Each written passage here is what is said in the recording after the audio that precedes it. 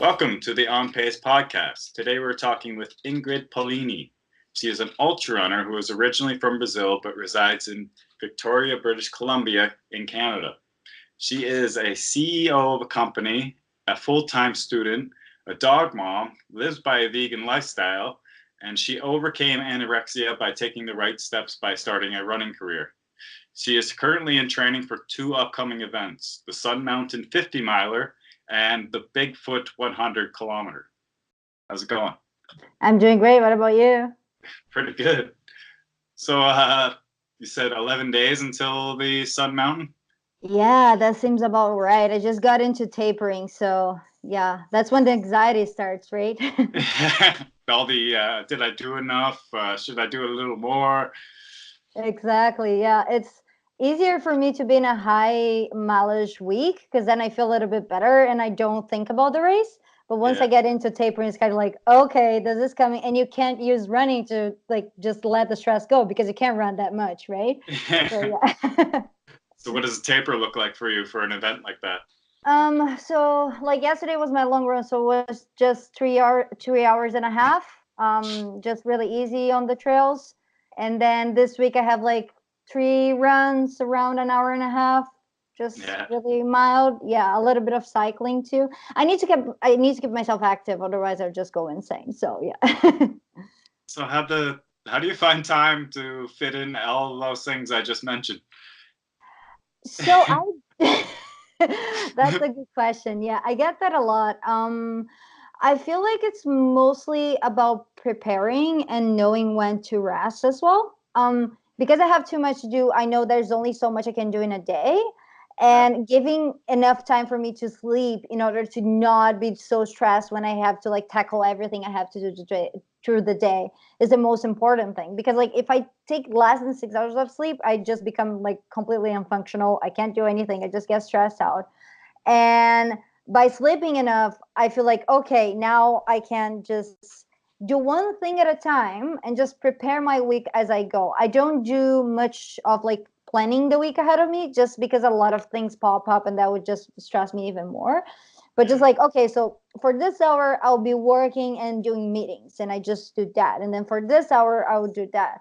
And then weekends are for long runs, and my weekends are dedicated for running. And also during the week I try to put my workouts whenever I can, so like sometimes it's lunchtime. I don't really like to train in the morning, which sounds odd because most people do. I don't like the feeling of waking up and going for a run. I like to do it like in the end of the day when I'm most stressed. So I guess that's like different, but it's different for everyone. But it's just, yeah, it's pretty much like doing step by step as I go. And running, my whole training is part of my routine, and it's non-negotiable. So it's something that like I don't, it's my part of the day is the part of the day that is for me and only for me. So that's non-negotiable. It never gets off my routine. So what's with ultra running? Why'd you get into ultra running? So I was doing I started running in 2015. I had anorexia, right, as we talked about. And then what happened was that I started running because I wanted to lose even more weight. And then I realized I couldn't run without eating, right? Because like in order to run, how much I needed to run, I started eating again. And then so running shaped my relationship with my body, where I get to see my body as a mean, not the end product of it. So I don't care about my body looking small. I care about running. So that was like the big shift. And then I remember like after a year, around a year, I went on a run, and then it was a 16K trail run. And then this run started after the 70K people were getting, right? They were like finishing it and we were waiting on the finish line. And I see all these people getting like looking completely destroyed, getting in the end of the 70K. And I was like, oh, that sounds fun. I should do that. And then I found a coach. Mind you, that when I started training for my first ultra, I had only ran 21K. So it was a challenge. And then I just got into it. And after my first ultra went terribly, really, really, really bad. And I fell in love with it for some reason. Yeah. how, how bad did it go? Like, what happened out there? Oh boy, it Just was so really underprepared. totally underprepared. I didn't do hills enough. It had like 2,000 meters elevation gain. I don't know how much that is in feet, but I think like 5,000 feet, 6,000 feet. Um, it was super sunny. It was back in Brazil, right? No shade whatsoever. It was like 40 degrees Celsius. I only brought sweet things and just one kind of thing, so I couldn't eat. Like after two of them, I was just done with it. It was a 56K. My friend was running with me. I torn my ankle on the 10th K. We were so slow that the water at the aid stations had finished because everyone was using them. So we had no water. We had to like knock at doors and ask people to give us water because we had no water. And I remember it was around like 30K. I sat down on the floor, my hands on my head while my friend went to get us some water. I was like, what the hell am I doing here? Like, honestly. And then I finished it and I wanted more. That always seems to be the story of I didn't do enough, it was horrible, and I couldn't stop doing it. Exactly, because then like I got to the lowest I could get and I felt great in the end. I was like, what if I train enough this time and I can actually like do it properly? And that's what happened. And then I just felt, I think I fell in love more with the process of preparing for a race than the race itself. I think everybody's like that because Right? the race kind of sucks no matter if it's a 5K or anything. It all sucks. I It know. sucks, it sucks when you're out there and you have to push really hard, and it's I don't think any race really is a fun time. Yeah, not really. No. So how do you you're a vegan, right? How'd that Yes. come apart? I became vegan around 3 years ago. Well, if you're hearing a little bit of noise, is my pup. She's out here somewhere. But yeah, I became vegan around 3 years ago, and that became because I was looking around nutrition and really interested around it. And then I came across a couple articles about meat, and once I realized what I was paying for and what my money was going into, I became vegan mostly for the animals, and I just thought I couldn't help and just give money for people to kill and murder those animals in order to for my taste buds, right? Because in Brazil we eat a lot of meat, so like that's the concept of it. We just ate a lot of meat, and I never thought of it this way. So I became vegan cold turkey. And one day I remember it was my birthday, and I woke up and told my family we were going for a lunch. I was like, hey, just to let you all know, I'm vegan. And they were like, where are we gonna eat then? It's like, okay. I've always been an extreme person, so this is the kind of stuff that my family's used to hear from me, at least. But yeah, I never looked back since.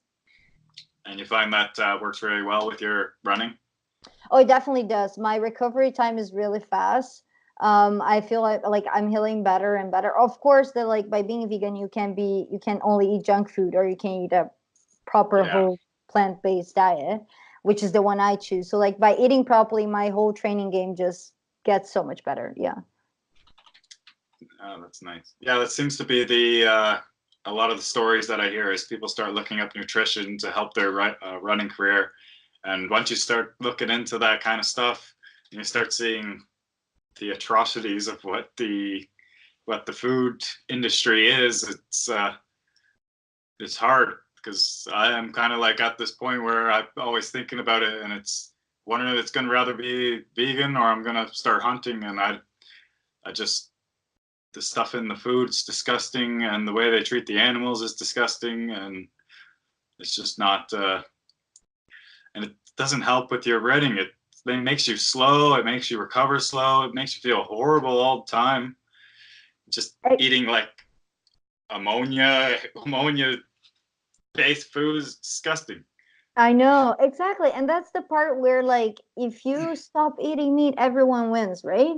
The animal wins because it's not going to be killed. Yay. You win because you get less inflammation on your body because meat is really hard to digest. And I'm a holistic nutrition student.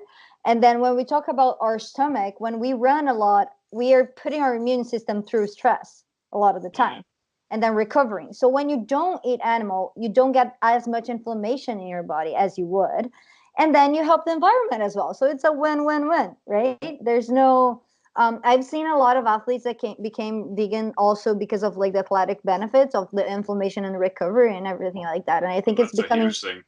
yeah, and it's becoming more common right now for people to go towards not eating it because of like the many benefits it has. Yeah, that's the same things with like both sides of it. It's just not eating that garbage that people are turning out.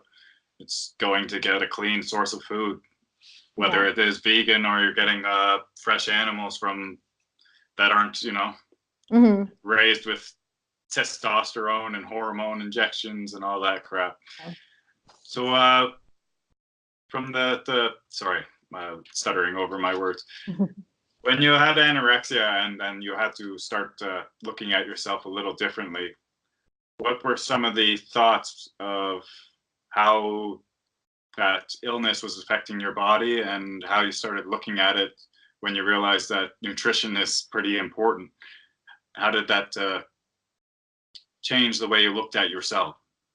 So the thing is, we all have biotypes, right? Like I'm a bigger woman and like skeletally bigger, and our society praises that women are really thin and small.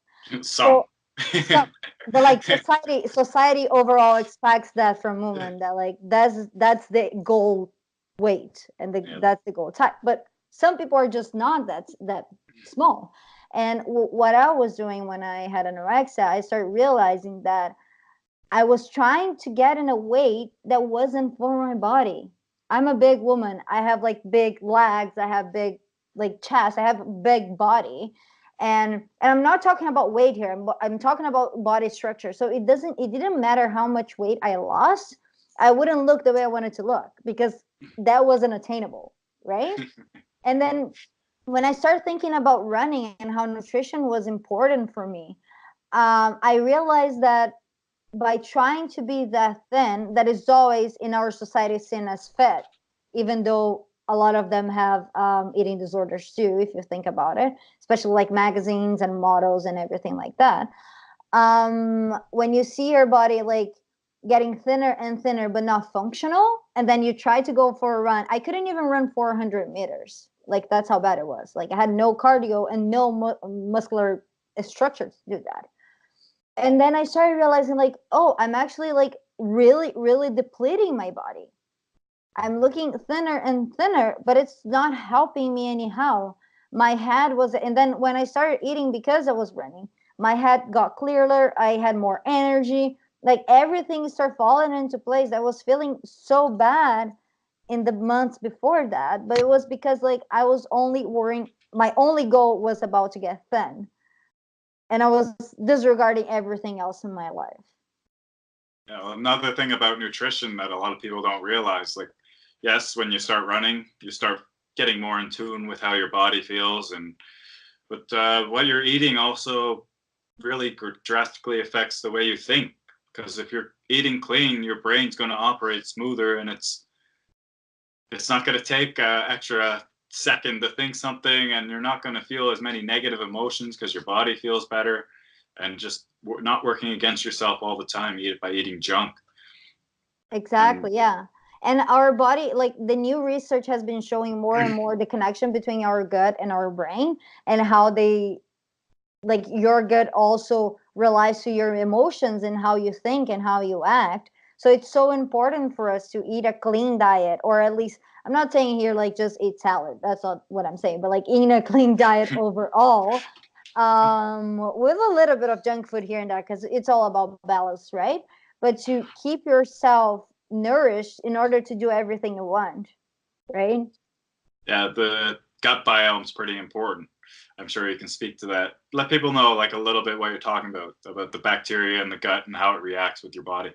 Okay, great. So the bacteria in our gut we have many bacteria that live in our gut and help us digest food. If they produce some vitamins and everything like that. So in order for you to be healthy overall, you need to absorb nutrients, and those bacteria help you absorb it. If you eat junk food, or if you only diet is mainly based on not so healthy food, it feeds the bad bacteria on your gut that allows you to have any, like, a lot of disease, inflammation.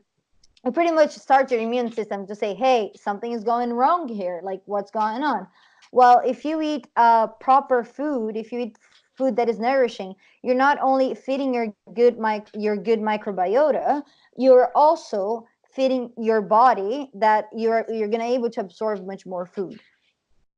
Yeah, so that's why probiotics and stuff like that are so important, because you're feeding the healthy gut bacteria in your body. And that's going to keep your immune systems high. And I know when have my diet really consists of high garlic and high probiotic foods.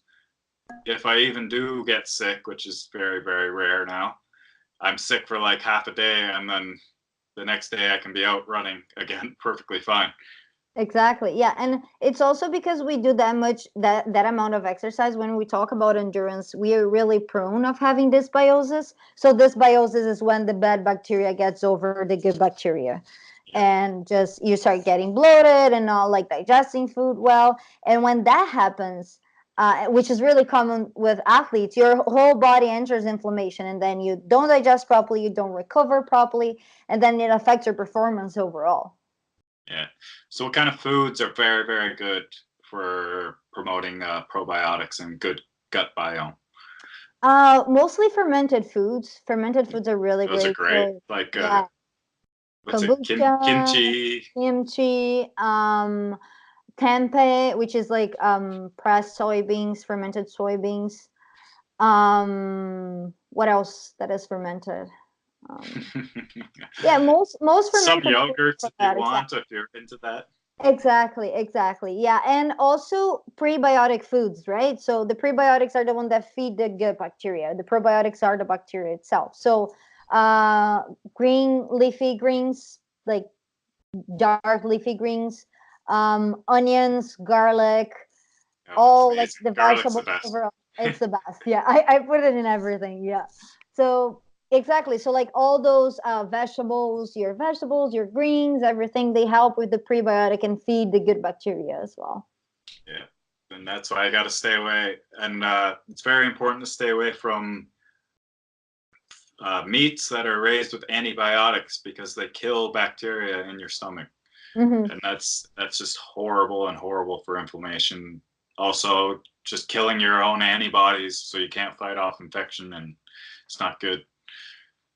So what type of training routine do you usually go through with the balance of work? I know you said you run at night, but what's a typical week?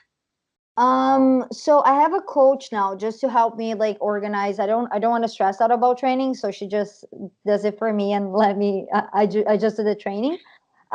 Usually my weeks consist in Mondays I do usually an hour and a half run plus a strength workout for an hour as well. So just like upper body, lower body, everything. That's Um, I important. don't I don't really love the gym, but it saved me so many injuries. Like when I didn't used to do gym workout, I would get pain often in my calf and like a lot of pain because of running. And once I got consistent with it, it just changed my whole game. And Tuesdays, I usually go for a longish bike ride. So like an hour and a half, 2 hours, something like that. On Wednesday, again, an hour ish running and then strength training. Thursdays, another run for an hour and a half too. And then Fridays are my day offs, which I usually can't do a day off. So just go for a swim or a nice bike ride. And then Saturdays and Sundays are the days that like it really gets into it. So usually go around like 3 hours on a Saturday for a run. And then on Sundays, it varies depending where I'm at with my training, but between 4 hours and like 7 hours of Oh, running. jeez. Yeah. It's fun though. It's really fun. Yeah. Oh, it's nice to get out and just be out there, right? And Oh, it's so nice. Yeah. that's definitely part of the training. A lot of if you're doing like normal marathons, training past 2 hour runs isn't necessary. But when you're out doing training for ultras, especially, you need to learn how your body's going to operate past a certain threshold of time. Exactly. Yeah. So what's your favorite event to date? What's been the standout? So I was thinking about that, and it's hard to say. Like, I really love the Finland's Arm, the one that I did here. Yeah. The Finland's Arm is a race here in Victoria, BC, in one of our parks. I would say my 80K, even though the race went terribly. It was just like, because everything went wrong, the event kind of like got in my heart, because it was like, again, my first 80K, everything went wrong, and I still loved every single second of it. But I feel like organization wise, it would be the Finland's Arm. And what stands out as the bottom? Oh, Oh. I feel like organization wise, Yeah. Oh. it would be the 50 miler that I did. The 50? Yeah. Yeah. It was really bad. Yeah. So what's something that you would look forward to competing in? What's your dream event? Oh, so I feel like dreaming big, it would be the Bigfoot 200 miler. 200? Yeah. And maybe the Three Crowns, like really, really far away. Just do the three 200 milers in a year. So you're doing the Bigfoot 100 soon, or 100K at least. Yeah, So exactly. yeah. So that's going to be a little a taste of the thing that you want. Yeah, exactly. Yeah, I love the idea of doing the Tahoe 200 miler as well. It sounds really fun in California. So not in California. Is it in California? Yeah, I think it is. Yeah. So just the big races. I still have a long way to go, though. I'm enjoying the process of getting prepared. I still need to go for the 100 milers, see how that goes. But yeah, we can dream big, right? Yeah, well, that's pretty much all ultra runners is what's the next thing, and preparing for it properly. Well, trying to prepare Exactly. for it properly. Yeah, it was what happened. So after I did my 80K last year, I sat down with my coach and I was talking to her. And then I was like, well, I'm going to tell her that I want to do 100K. I think she's going to say no, but at least I tried, right? I was like, well, she's going to say no. I don't have to worry about it. And then we sat down and I was like, oh, so I was thinking to do 100K next year. And she's like, we can do that. I was like, oh, I was not expecting that. I was like, okay, I guess I'm doing it then. So yeah, so it's always like, well, I can push a little further. Let's see how far I can go, right? So your preparation for the Sun Mountain, what's your goal for it, and what's yeah, basically just that. So my goal for it is to finish, to be honest. Like, I'm not a fast runner, and I haven't been running 80K for a long time. I did my first one in October, and that's going to be my second one with a lot of elevation, and the cutoff time is really tight. So I'm just hoping to like finish before the cutoff and just do it properly so I can prepare for my 100K. So that's the goal. And with what exactly are you doing for the CEO of the company? So I work in IT. We develop cloud softwares, and I'm pretty much doing client meetings and doing like organizing everything, talking to the team, answering every email. I don't really have a schedule, which is good, but it's bad, right? Because that means I never stop working, but I can work when I want if I don't have a meeting. So it's like two sides of a coin. But yeah, and pretty much like organizing everything, preparing, drawing new softwares, talking to my team, and all that. Is that what you go to school for as well? No. so so I did my first bachelor as in business administration. Okay. And then I started working IT, which I love, but I would love to get my two passions together, which is nutrition that I'm going to school for, and IT. So I want to mash both of them together somehow in a new project. Okay, I need to explain how you want to do that, because that's how do you fit those two things together? So we have a lot of opportunities in IT for the medical care and for nutrition care, in the sense of applications or softwares or things that make people's life easier. So I want to be able to start a company that is nutrition based, but that we can use IT to help people to achieve their goals. So there are many topics, like there are many ways I can do that. I did not develop the software yet, or I did not start the software yet, but it's just like in IT, everything is possible, right? You can create a software for everything. So So did you move from Brazil to study, or what? yes, I did. I did move from Brazil to study. I want to stay in Canada, and that was a good way of coming here and trying it out. And we'll see the next steps. I don't know if I'm gonna be here for the rest of my life. I'm more of a nomad myself, Yeah, I'm a but nomad as well. exactly. But for now, I just love living here. Like being able to go for I do my long runs by myself. I don't like running with people. So I'm working as a health coach right now for people, not just athletes, that want to get a healthier life, and just helping them with their goals to exercise more, to get healthier, to with their diet. And I will also start my nutrition clinic in the end of this year as a nutritionist for ultra runners specifically and endurance athletes. Of course, I'll help everyone, but that's my specialty and that's what I want to work with, because I feel we have so many little things that people don't know when they don't do those sports that we do. And I've been through some frustrating interactions with health practitioners where they think you come in and then you say you do ultra running, and they're like, "Oh, this is really bad for you. Did you know that?" I was like, "Really?" I don't understand it. Like, okay, there's a few things like the free radicals are a little rough on the body, but as long as you have a balanced diet, you like high in ginger, high in turmeric, high in garlic, you're fighting the free radicals, so that's not a problem. If you're keeping inflammation down, you're not beating up your body, so there's not that. I don't Exactly.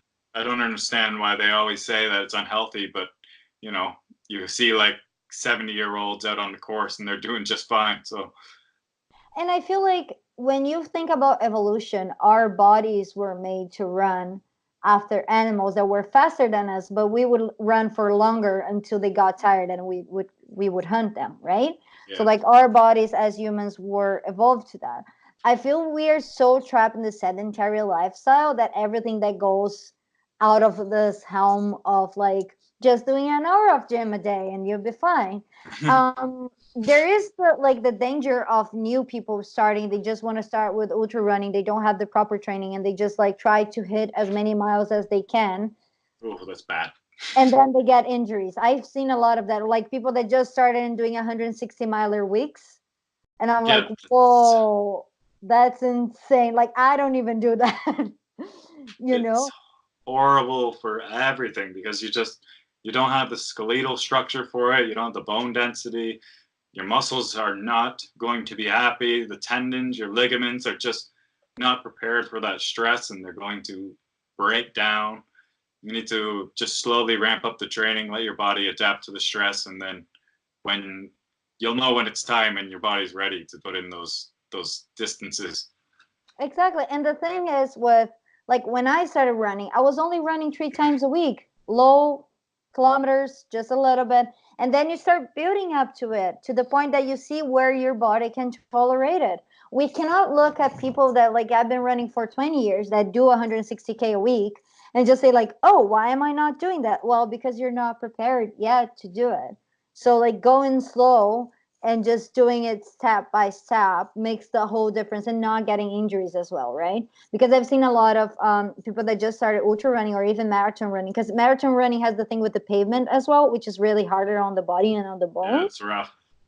And like people getting bone injuries and bone, like really really bad bone injuries, because they're not respecting their body. Because having a high kilometer week does not mean you're getting more prepared.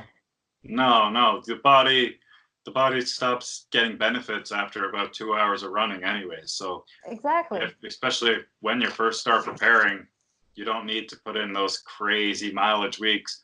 And even if you're just if your highest aspiration is just marathons, again, you don't need to do past those 2 hour runs. Look at look at the top level athletes. None of them go past 2 hours. None of them. Yeah.